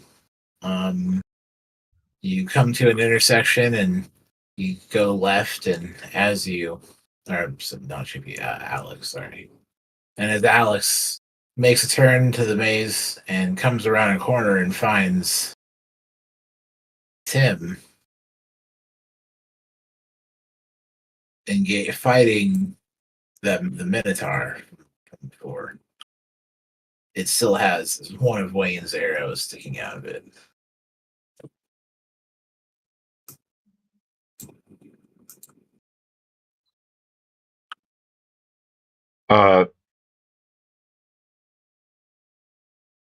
Should she roll initiative? Should I say what she does immediately, or is she? Are they in the middle, and I should wait? Oh, really? A whole minute, huh? I guess time moves differently here. The the action is spent to search, and move around or whatever. You would have a bonus available if you wanted. And it could be we have an initiative up here on the chart. I can roll through it. Okay, yeah. So her initial, the first thing she'd want to do as a bonus is to, assuming she's within 30 feet, she'd probably get within. Yeah, she'd probably try to get within 30 feet and then do the help action to help Tim have advantage on his next attack. All right. And plus he gets a 1d6 damage bonus.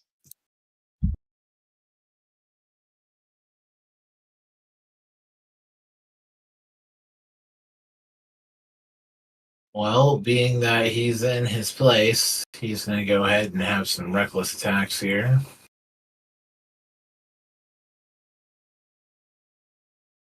And he reaches out to attack Tim. Seems to cut into him with the great axe. And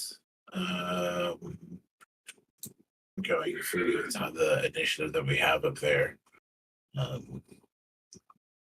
Tim is also engaged in the fight and tries to fight back.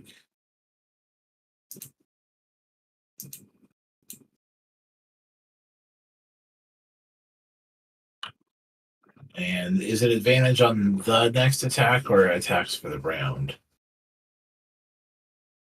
I think it's just the next attack, right? It's only one. Yeah, okay. So the first one, the second, yes. See the bite. Just the bite. Okay.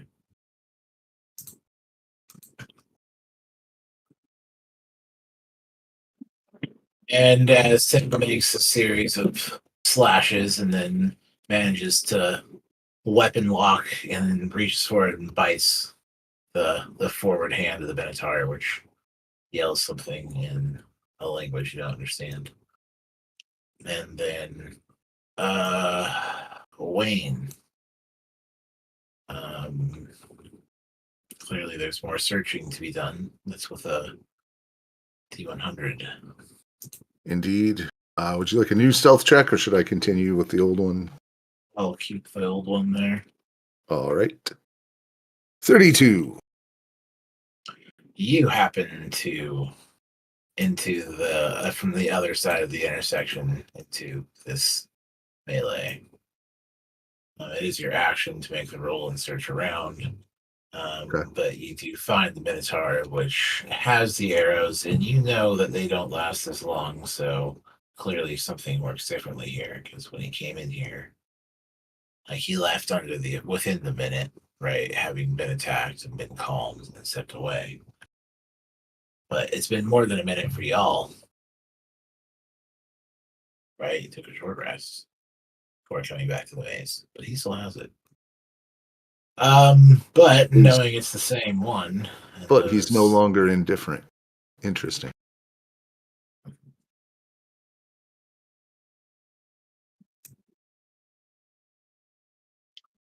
And while it was your action to find your way here, you would have a bonus to spend if necessary and move forward. I don't have any great bonuses that aren't dependent on me doing other things. Makes sense. With that, we would move to Chippy, who has been forcefully expelled. And you can kind of see like tiny warped versions of the fight going on inside.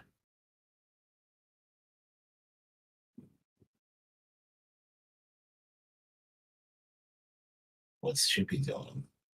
Chippy's gonna say, "Hi guys," to Broken, and Yeah. I think he's gonna just jump over the railing. How far down is it to the floor below? 10. Yeah, he's gonna try that maneuver. Dex check. Yeah. I think let's see, do you have a jump? If it's within your jump, what's your strength? Strength is 8. I think that may be a -1 or a 0. Yeah, it's a -1. Well, you're gonna do a hop, and I think if you did like a jump over that railing and down, yeah, you're looking at like a 10-foot fall. If you can jump about 8, so if you make an athletics check, then you would not hurt yourself. If you fail the roll, then you'll take the d6 falling damage.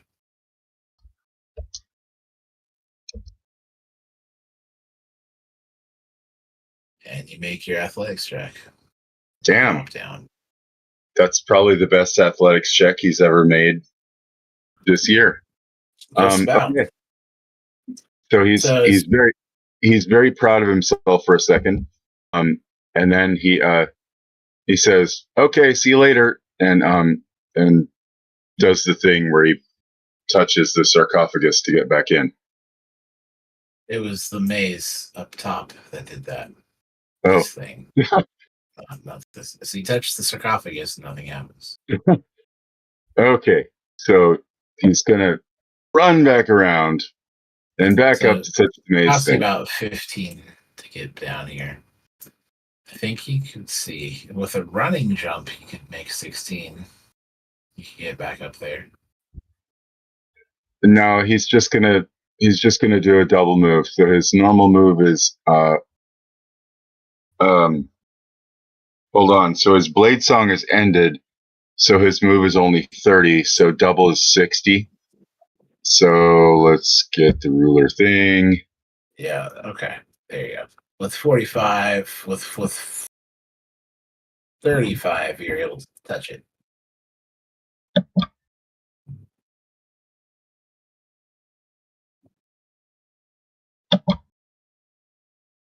All right.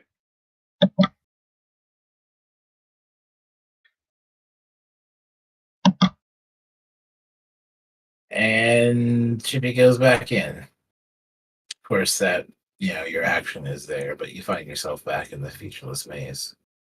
Do you want another percentile? Nope, it takes an action to do that. All right. So we have a swing on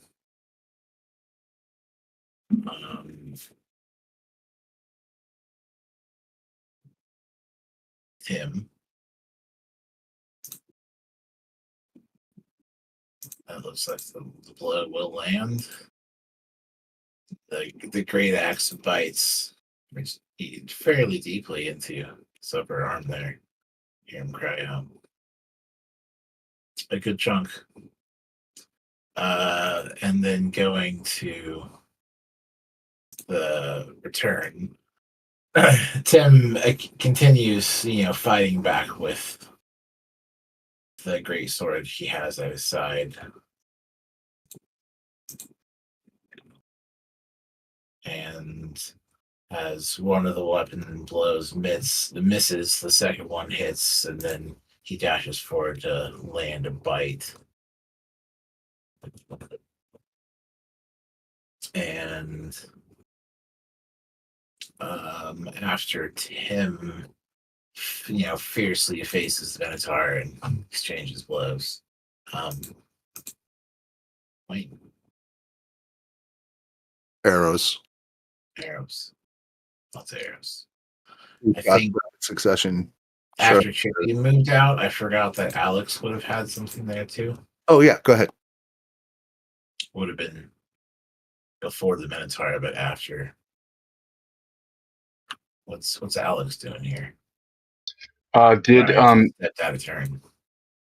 did Tim get that extra D6 on his damage in the last round, last time he attacked, or did he miss? On the first attack, he missed. Okay. All right. Anyway, so Alex's next attack, so she's going to go ahead and do a pistol shot.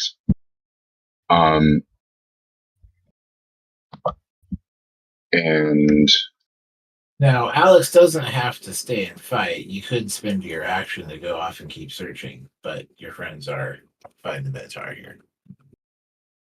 does a 14 hit?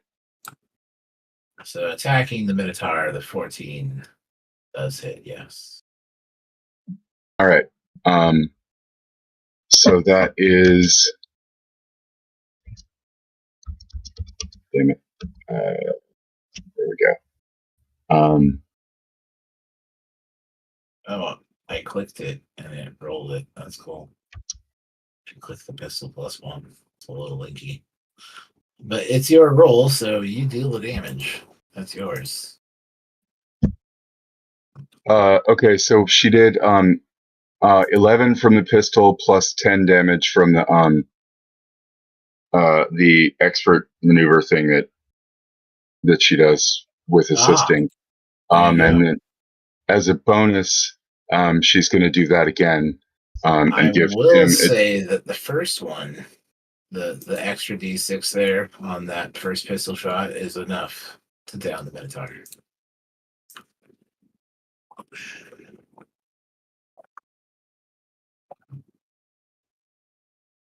Good job. It was almost there. Go team. It had 11. Yeah, your piercing did it, but all right. That was yours. That comes to yes, Wayne. So you can continue searching now that this is done. I'm gonna check the Minotaur's body. Of course. Why wouldn't you? He'll spend an action, dress down the Minotaur, and you get 1 great axe. 1 horrible loincloth. Neither of which I will take. Yeah. It has no equipment here. All right. Well, I was hoping it had a key on it, but no. That is my turn.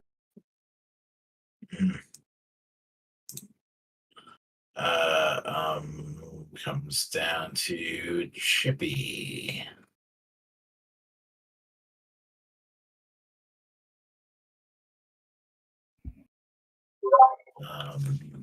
It would be the percentile to search.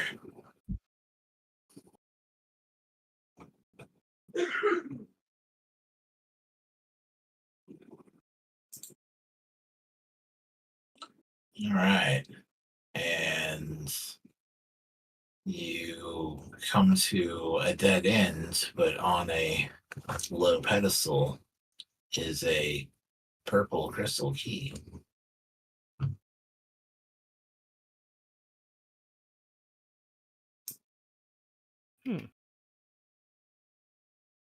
And once Chippy takes the key, you find yourself not with a loud pop, but with a gentle whoosh, placed back in this reality next to the sarcophagus. And it didn't hurt this time. It was gentle. Before he grabs the key, he's going to yell out, "Hey, I got a purple one. Oh, yeah, and don't fly up because it hurts." Right. And we also have Alex. Now that the Minotaur is down, and you saw Wayne search it, aka disarm it and lift the flap, and then put it back with a disgusted look. So, Tim, do you see anything magic on this guy? Is the axe magic? A little wave of the hand. Nope. All right. So,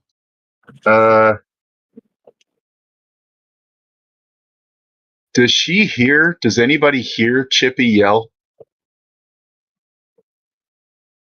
It is obvious that there is the voice, but it sounds like it is growing distant with each word growing further away.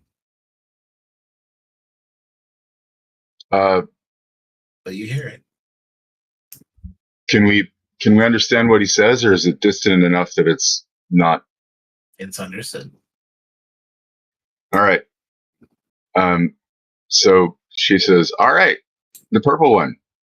So we just find the other ones, right? I guess, she'll do another search. She'll just start looking around.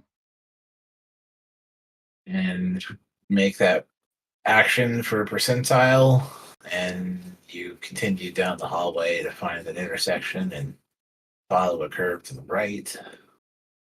And let's say she's going to go invisible again. Okay.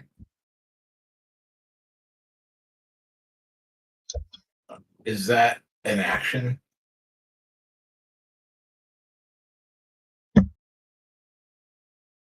All right. Yeah. So Yeah, it's an action. So I guess I said search first. So I guess she doesn't remember to do the invisible action till afterwards.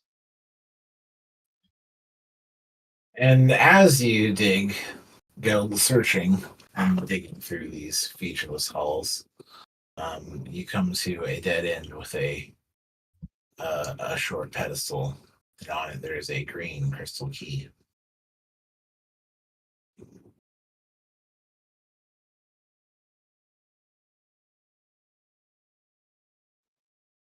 What do you do? What does Alex do? I think she did get invisible, but so she's just gonna kind of look around and see if there's any obvious traps. But then yell out, "Hey, I got the green one down this way," and then she's gonna grab it. And finds yourself gently placed back into the tomb adjacent to the sarcophagus.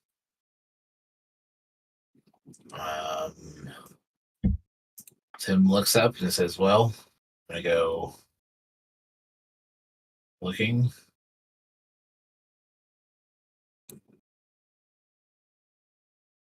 And as he takes a right and goes off down a hallway, which seems to stretch further away and then out of sight around, like the maze itself is moving side of him, walking in a straight line away from you. And then you hear his voice yell in the distance, "I found a red one." And Excellent. that leaves us with Wayne going in the maze, looking at the corpse of this Minotaur. Wayne will stealthily check out. It seems like just any old random direction. If the maze is moving around, there's not going to be any like rhyme or reason to it. So he'll go ahead and keep searching. And you search, and it seems to open into wider open spaces until you find, at last, on a low pedestal, a black crystal key. Check left, check right, grab it off the pedestal. And you find yourself returned. And I will just immediately toss it to Roken. I don't want any of this.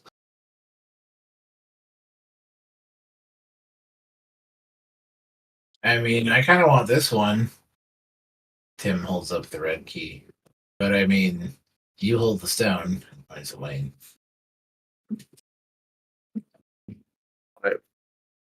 Go for it, man. Unless anybody really wants them all stacked on themselves, go for it. Do we want to save that for next time? I know we're getting kind of late. We are just about the end here.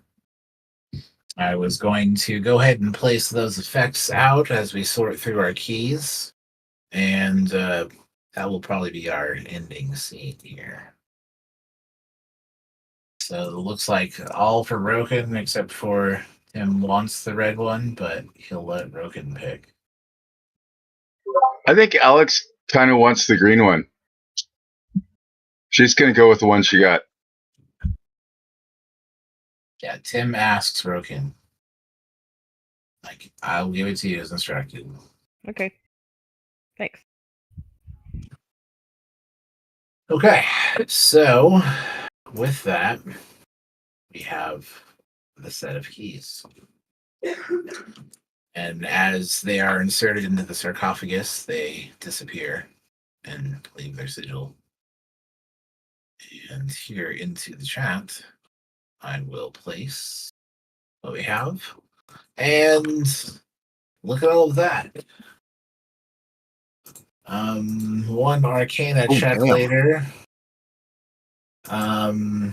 Roken, you have all except for the green, right? The green one's on Alex. So with the sigils in place, Arcana tells us the black charm is the charm of 9 lives. When you would drop to 0 hit points as a result of taking damage, you drop to 1 instead. This can be used 9 times. It's like Death Ward. We mentioned the blue key, the crystal heart, and the gold key for treasure sense. For Alex, the green key is the charm of the swollen hag. He can spit up a frog as an action. It understands you and obeys your commands. This will work 3 times. Dang. The purple key gives you the charm of the maimed. You can regrow a lost appendage or organ, such as an arm, foot, or eye, used once. That's not automatic, you would choose it. It's like, I'll turn it on. And then lastly, the red key, which is the charm of the ghoul. You can use an action to eat a mouthful of flesh from a humanoid that has been dead no longer than 1 day. Ah. When you do, you regain 3d8 plus 3 hit points. 3 times. I mean, you said blech, but you just asked about eating the minute. I mean, Dead less than a day. It was fresh. Meaty. Same setting. now you put it like that. And as all these various arcane sigils reveal themselves across your hand and arm, we zoom out from the tomb and we will come back next week to continue our adventure. Now, if you liked what you saw, go ahead and hit like and subscribe to see some more of it. You should hit up our Patreon to help us do it better next time. And until then, have a good game. Bye, everybody. We could go get the body. Bye.